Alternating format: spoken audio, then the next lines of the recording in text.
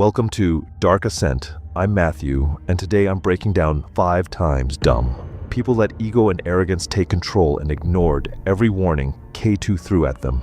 From a climber who lied to a Sherpa's face about his symptoms, to a 30-year veteran who didn't carry a radio because he believed he didn't need one, which turned out to be the most horrifying mistake I've seen on this channel.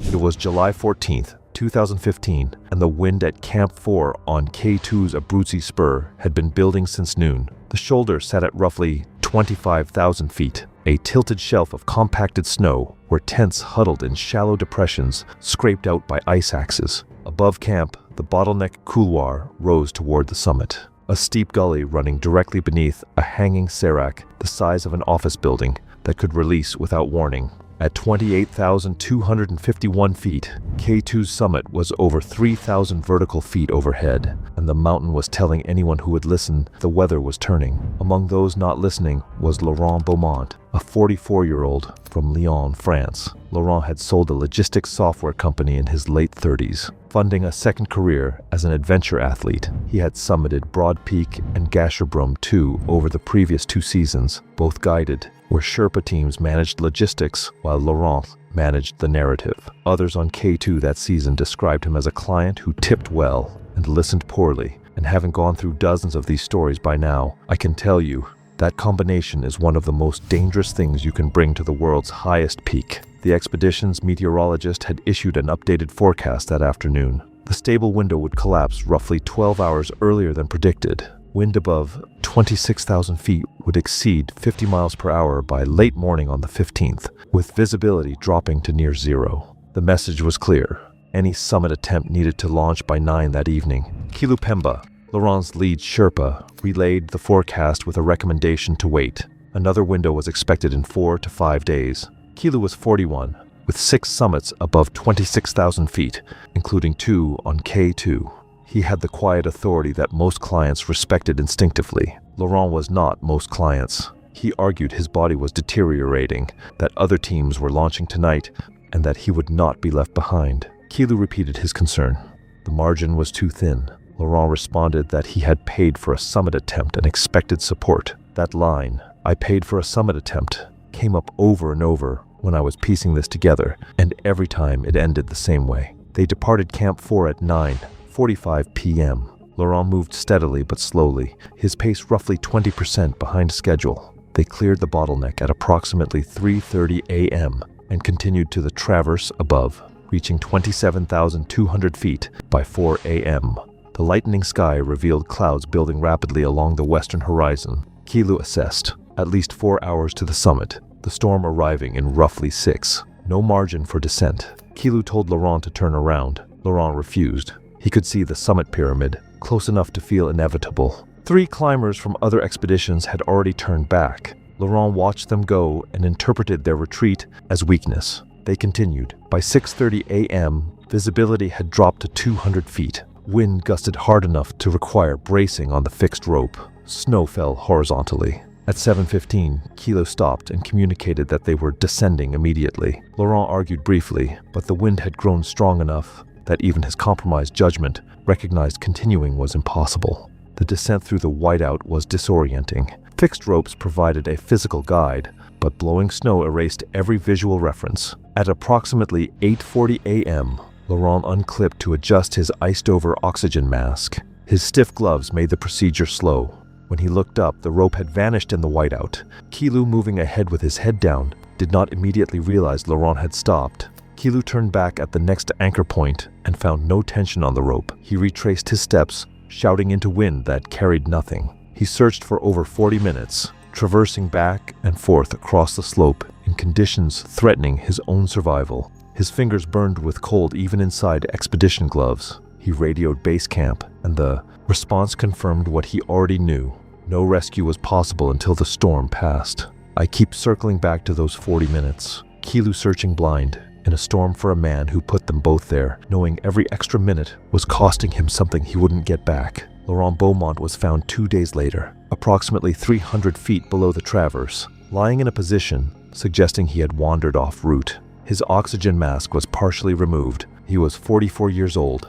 Kilupemba was evacuated with severe frostbite on both hands from the extended search. He lost 3 fingers during surgery in Skardu. The damage ended his career. He returned to Solukhumbu and took work managing a trekking lodge. When asked about K2, he said nothing that anyone repeated. The pattern is familiar. A warning delivered clearly, rejected confidently, and proven right at a cost that can never be recovered. But on K2, that pattern repeats, and the people who suffer most are rarely the ones who made the decision. It was July 22nd, 2017, and summit day weather on K2 was almost too perfect. Wind at 27,000 feet, barely registered, 5 to 10 miles per hour, the kind of stillness K2 offered 3 or 4 days per season. The conditions had drawn every expedition into a simultaneous push, creating a line of climbers stretching from Camp 4 through the bottleneck that moved with the efficiency of rush hour traffic. Renata Cavalcanti was 31, a former competitive triathlete from São Paulo who had transitioned to mountaineering with the same intensity she brought to racing. She had summited Aconcagua twice and reached 24,500 feet on Manaslu before weather forced a retreat. K2 was her statement piece, the mountain that would separate her from the recreational climbers she considered beneath her ability. And I'll be honest, on paper, Renata had the resume and the fitness to be there. That's what makes this one harder to sit with than most. Her lead Sherpa was Furba Thendu, 36 from the Makalu region, with 5 26,000-foot summits including K2 the previous season. Furba tracked conditions the way a pilot tracked instruments, constantly, automatically, without being asked. They departed Camp 4 at 10 p.m. on July 21st. Renata's fitness showed early, consistent pace, controlled breathing, but the bottleneck traffic was severe. What should have taken 90 minutes stretched past 3 hours, climbers standing clipped to fixed ropes, burning oxygen and body heat while waiting for the line above to move. They cleared the bottleneck at 6:15 a.m. and continued upward. By 11:30, Renata was at 27,800 feet, with roughly 450 vertical feet to go. Furba calculated their pace against the expedition's turnaround time of 2 p.m.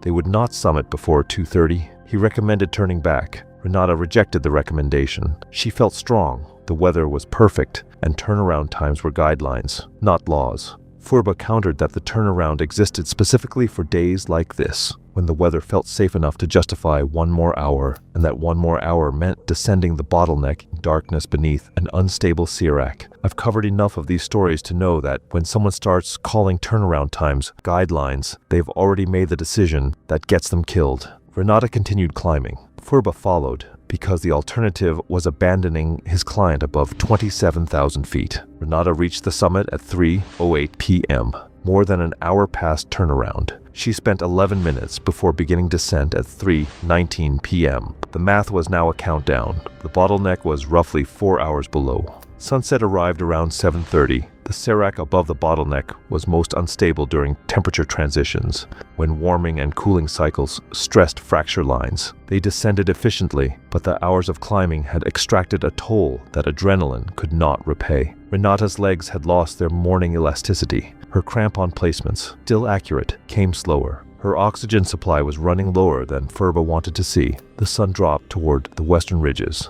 and the temperature began its evening plunge, the kind of rapid cooling that stressed the hanging Serac as the ice contracted. They entered the top of the bottleneck at approximately 6:40 p.m. in fading light, the gully empty, every other climber long gone. Every other team had cleared the bottleneck hours earlier. That fact alone should tell you everything about where Renata's decision put them. At 7:02 p.m., roughly halfway through, the Serac released. The sound came first, a deep crack that resonated through rock and ice. Then a section of the ice wall fractured along a 60-foot line and began to fall. Furba heard it, looked up, and threw himself into a shallow depression in the gully wall. Renata, 15 feet below on the fixed line, did not react in time. The avalanche of ice debris swept through the bottleneck, ripped the fixed ropes from their anchors, and carried her off the face. The fall was not survivable. Her body was never recovered. Furba Thendu survived with bruises and a cracked rib, but the proximity of the collapse broke something that bones could not account for. He attempted to resume guiding the following season and froze on a fixed rope during an acclimatization climb on Amadablam, unable to move,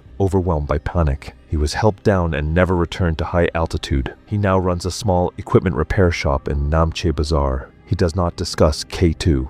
That detail stayed with me longer than I expected. A man who had stood on 5 26,000-foot summits, paralyzed at 20,000 feet by something no amount of experience could fix. Hey, quick reminder. If this kind of in-depth coverage matters to you, subscribing and leaving a like helps support the channel, make more videos like this. Now let's get back to the mountain. The Serac does not care about turnaround times. It falls when physics says it falls. But the people who set those deadlines understood something Renata did not. You cannot control the Serac, so you control how long you spend beneath it. It was August 2nd, 2014, and Camp 3 on K2 sat at roughly 24,000 feet, anchored to a steep snow slope where the mountain briefly relented before rearing toward the shoulder. The tents were pitched on platforms chopped into hardpack, and the air was thin enough that experienced climbers paused between sentences to breathe. Elliot Marsh was 28, a freelance photographer from Bristol who had built a modest following documenting adventure sports. His mountaineering experience consisted of Mont Blanc, a guided island peak ascent, and an abandoned Denali attempt. K2 was a leap his experience did not justify, and several people had told him so. He had secured a spot with a Pakistani operator whose screening prioritized payment over qualification. When I came across the details of his application and matched it against what K2 actually demands, I genuinely could not understand how anyone signed off on it. His assigned Sherpa was Kancha Nuru, 33, from near Lukla, with 4 26,000-foot summits, including Kangchenjunga. Kancha was reserved, the kind of guide who watched more than he spoke,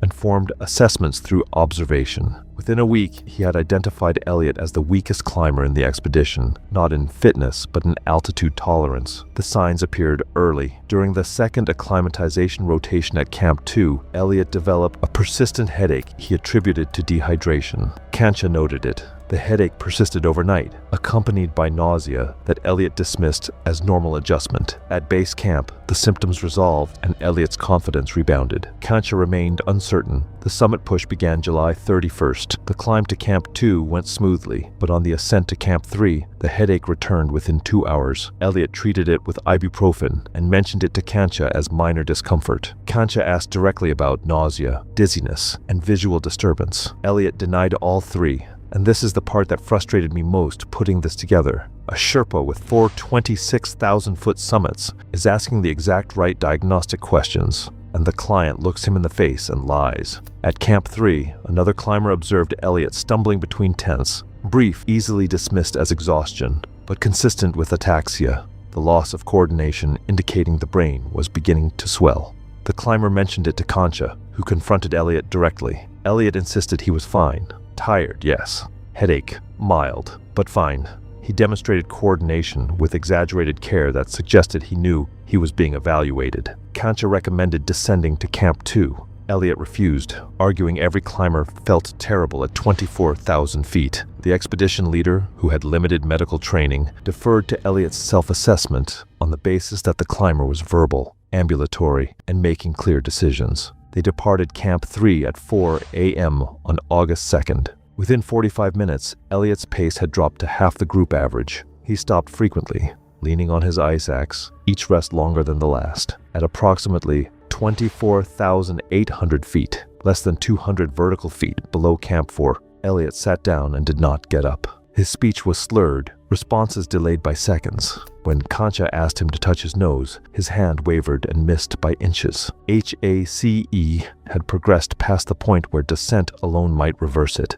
I've read enough about cerebral edema to know that by the time someone can't touch their own nose, the window is almost closed. Elliot had been walking past that window for days. Kancha radioed Camp 4 and began moving Elliot downward, but Elliot resisted with the irrational combativeness characteristic of advanced cerebral edema, his swelling brain no longer producing coherent thought. 2 additional Sherpas arrived within 30 minutes. Together, they moved him roughly 400 feet before his body stopped cooperating entirely. He lost consciousness at 7:30 a.m., breathing falling into the irregular Cheney-Stokes pattern that indicated severe neurological failure. Elliot Marsh never regained consciousness. Dexamethasone was administered, but could not reverse days of accumulated damage. He died at approximately 2:15 p.m. on August 2nd, 2014. He was 28 years old. Kancha Nuru sustained a severe lumbar strain from the hours carrying Elliot across steep terrain. The injury never fully resolved. He attempted one more expedition the following year and was forced to turn back when the pain made load carrying impossible. He retired from high-altitude work at 34 years old, career finished, because he spent hours hauling a man down a mountain who had no business being on it in the first place. That math never balances. Every warning had been given. Every signal the human body produces to say it is failing was present. None of it mattered, because the person receiving the warnings had already decided they did not apply to him. It was July 18th, 2016, and the morning briefing at K2 Base Camp carried the restless energy of a season approaching its climax. Forecasters predicted a 3-day window beginning July 20th, the best opportunity all season. Teams began final preparations, checking oxygen systems and inventorying supplies at higher camps. Nathan Crowell was 35, a wilderness guide from Montana who had summited Denali 3 times and completed Manaslu the previous year. His experience was legitimate. What was not legitimate was his oxygen plan, and I want to be clear here. Nathan wasn't a fraud or a beginner. He was someone who genuinely belonged on K2 and still made a calculation that killed him, which in some ways makes this one harder to process. Nathan had chosen a Pakistani operator whose fee was roughly 40% below the major companies. The savings came from reduced staffing, fewer oxygen bottles, and minimal contingency supplies. The operator supplied smaller, lighter cylinders than the standard Poisk bottles, each lasting roughly 5 hours at a full flow rate of 2 liters per minute. Nathan carried 3 for summit day, planning to conserve on the lower sections at 1.5 liters per minute and switch to full flow above the bottleneck. By his calculation, 2 bottles would cover the ascent and 1 would carry him back down. The standard recommendation was 4 to 5 bottles, accounting for delays and the universal truth that summit days always took longer than planned. Chiwang Landu, Nathan's lead Sherpa, raised the issue before the push began. Chiwang was 39, a veteran of 8 26,000-foot summits who had survived a Serac collapse on Annapurna that killed 2 teammates. 3 undersized bottles on K2 set off every alarm in his judgment. He recommended caching a 4th at the top of the bottleneck for descent. Nathan declined. The extra weight would slow his ascent, and his consumption rate on the lower mountain had proven he could stretch the supply. They departed Camp 4 at 10:30 p.m. on July 20th. The night was cold and clear, minus 30 degrees Fahrenheit with wind chill. Nathan moved efficiently through the darkness, passed through the bottleneck without incident, the hanging Serac visible above as a dark mass against the stars, and continued on to the upper slopes as dawn broke across the Karakoram. The summit push took longer than his schedule allowed. Traffic on the upper traverse forced repeated stops, and the final pyramid demanded sustained effort on mixed rock and ice that burned through oxygen faster than the reduced flow could sustain. He switched to full flow well before planned, chewing through his 2nd bottle and dipping into his 3rd before reaching the top. Nathan reached the summit at 1:45 p.m., over an hour behind schedule. He had 1 bottle remaining, already partially depleted. His entire descent supply amounted to roughly 4.5 hours at full flow. The descent would take at least 5. The math worked only if everything went perfectly. Nothing went perfectly. When I first worked through the oxygen numbers for this story, I kept rechecking them because I couldn't believe someone with his experience would cut it that close.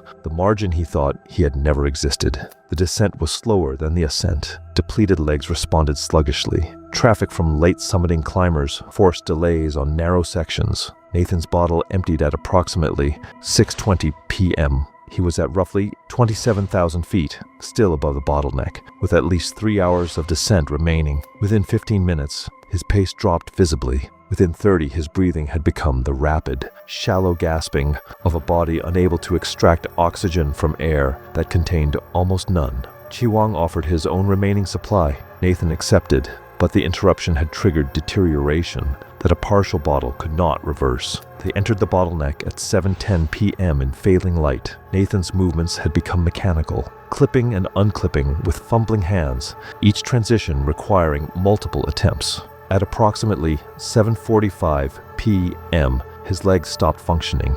He sat on the slope and could not stand. The remaining oxygen ran dry. At 26,500 feet in the bottleneck, in the dark, without oxygen, with a body pushed beyond capacity for nearly 22 hours, Nathan had reached the end of what willpower could sustain. Chiwang stayed for over an hour, attempting to revive him, to motivate movement. The responses diminished, slurred words to sounds to silence. When Nathan stopped responding entirely, Chiwang descended alone, reaching Camp 4 at 11 p.m. I spent a long time thinking about that hour Chiwang sat with him, knowing exactly what was happening, unable to change it, choosing to stay anyway. That kind of loyalty doesn't get written about enough. Nathan Crowell was found the following morning, seated on the slope, attached to the fixed rope. He was 35. Chiwang Lendu completed the season and returned to Nepal. He did not accept contracts the following year or the year after. He told colleagues he had spent 15 years watching clients make decisions that killed them,